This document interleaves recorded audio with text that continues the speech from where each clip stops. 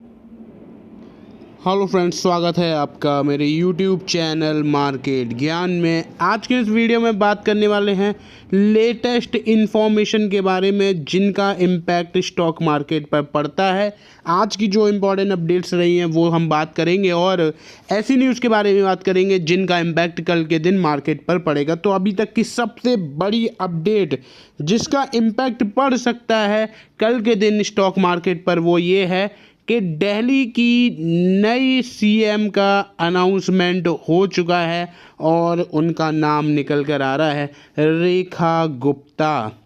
जी हाँ, तो रेखा गुप्ता का कल यहाँ पर शपथ ग्रहण समारोह होगा और वो अब से न्यू दिल्ली या दिल्ली आप बोलोगे तो दिल्ली की सीएम बन गई हैं। तो ये बहुत बड़ी अपडेट इसलिए भी है क्योंकि जो नाम आ रहे थे जिसमें सबसे ऊपर एक नाम था प्रवेश वर्मा का भी, और भी बहुत सारे नाम आ रहे थे, उन सब नाम को हटाकर यहाँ पर सिलेक्ट किया गया है रेखा गुप्ता का। और यहाँ पर अगर आप देखोगे तो जो कंडीशन एमपी राजस्थान में हुई है, जो नाम वहाँ पर एज अ सीएम आए, जो किसी ने भी नहीं सोचा था, लगभग वही कहानी दिल्ली में भी रिपीट कर दिया। इसका इम्पैक्ट जो है कल के दिन मार्केट पर पड़ सकता है। अब यहाँ देख पा रहे हो Rekha Gupta has been announced the next chief minister of Delhi, marking the BJP's comeback in the national capital after 27 year. 27 साल बाद यहाँ पर नेशनल कैपिटल में दिल्ली में बीजेपी की सरकार बननी है और इसमें इन्होंने एक बड़ा स्टेप लिया है। तो ये रेखा गुप्ता आखिर है कौन, थोड़ा सा जान लेते हैं। ये फर्स्ट टाइम एमएलए बनी है जो जब इन्होंने शालीमार बाग का इलेक्शन जो है वो जीता था और यहाँ पर आम आदमी पार्टी की वंदना कुमारी को 29,000 वोटों से हराया था। यहाँ पर अगर आप देखते हो तो इन्होंने अपनी पॉलिटिकल जर्नी 1992 में स्टार्ट करी थी अखिल भारतीय विद्यार्थी परिषद, या जिसको आप एबीपी के नाम से भी जानते हो। और फिर 1997 में ये प्रेसिडेंट ऑफ डीयू बनी, यानी कि दिल्ली यूनिवर्सिटी स्टूडेंट यूनियन की प्रेसिडेंट बनी, जहाँ पर इन्होंने स्टूडेंट के इश्यूज़ पर काम किया। 2007 में Rekha Gupta ji as a counsellor appoint करी गई नॉर्थ पीतमपुरा से, जहां पर उन्होंने लोकल फैसिलिटीज़ जैसे कि library, parks and swimming pools, यहां पर अपने फैसिलिटीज़ जो हैं उनमें हेल्प करी।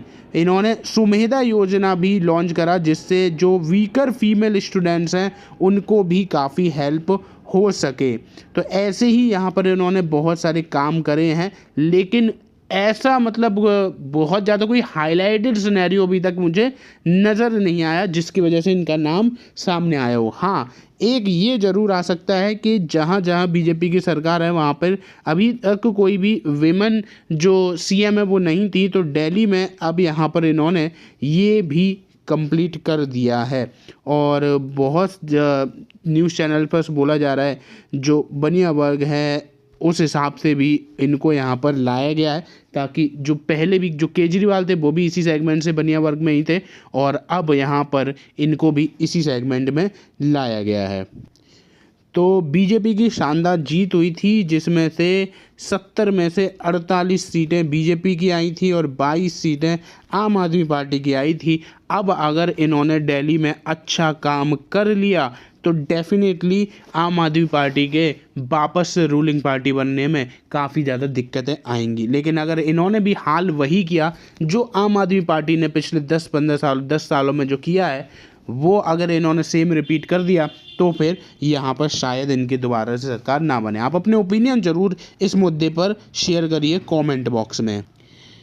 यहाँ आप देख पा रहे होंगे top 10 most valuable state run firms, जिसमें नंबर 1 पे नाम आया एसबीआई का।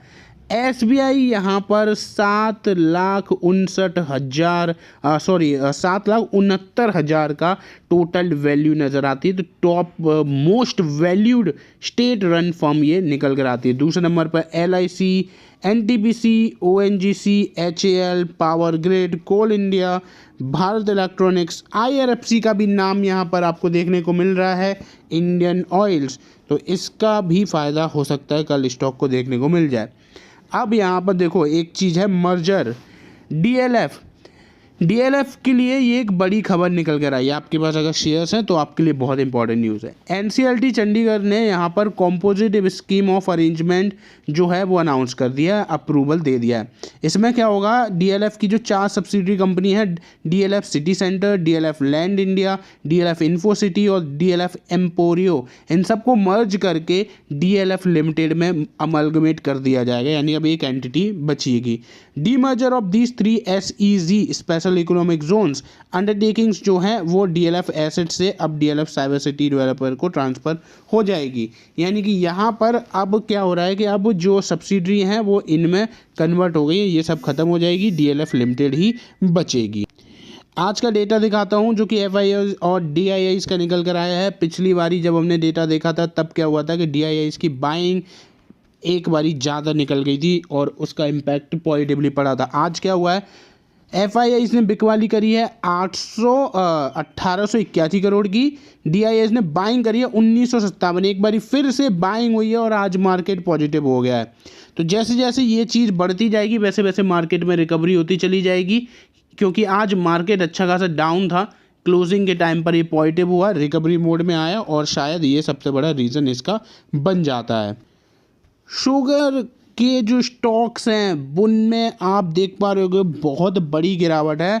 इवन मतलब अगर आपने 100 रुपये लगाए तो 4 रुपये बचे होते, एक ऐसा स्टॉक भी है।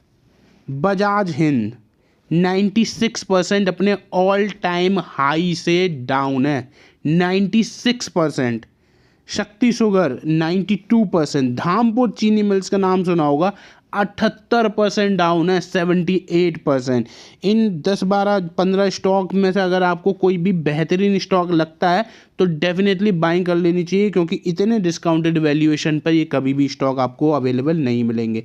रेणुका शुगर्स का तो नाम आपने डेफिनेटली सुना होगा, आज के टाइम पे अपने ऑल टाइम हाई से 77% डाउन है।